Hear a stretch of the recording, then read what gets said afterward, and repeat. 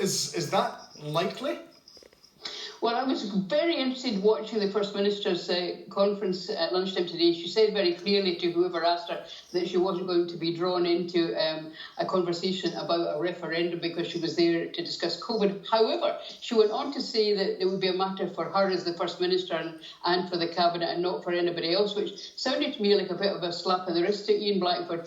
I do think, however, that if the SNP go into the next election without a commitment to the next referendum and without making it, if you like, the election itself being something of a referendum, if they don't do that, they're going to hemorrhage support. And Catherine, who was Ian Blackford speaking to, do you think?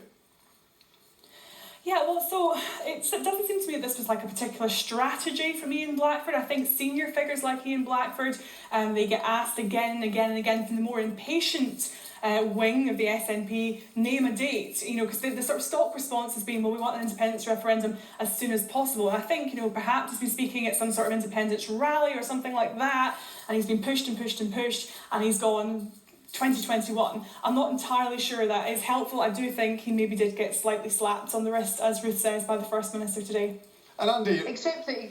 Sorry. Carry on, Ruth. No, I was just going to say, except that he said it twice. There was an interview in the Sunday National where he mentioned 2021 as the date, and then there was an all-under-one banner. Russell said it before as well, actually. So yeah, I think others have said it. So perhaps he wasn't expecting it to have quite the impact it's had at this time. But I think perhaps coming as it does at this very key moment in the pandemic, it maybe throws more focus on it than it would at another time. I don't know.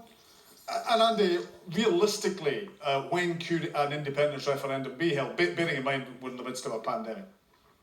Well, that's what made it even more curious that Ian Blackford said what he said, because it's not going to happen in 2021. It's almost impossible, even if the government's agreed exactly what to do the day after the election.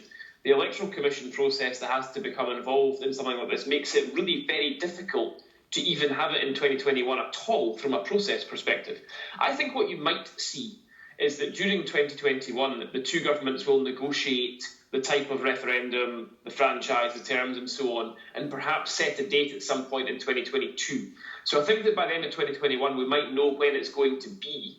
But I don't think it's going to be in that year. I think it might be in 2022. And the problem, I think, with the SNP continually taking their troops up to the top of the hill is that they have to continually send them back down again. And that's quite a difficult internal message to keep giving, which is why I think it wasn't a particularly wise thing to do. And more broadly, we're looking at a great Scottish football success last week. We qualified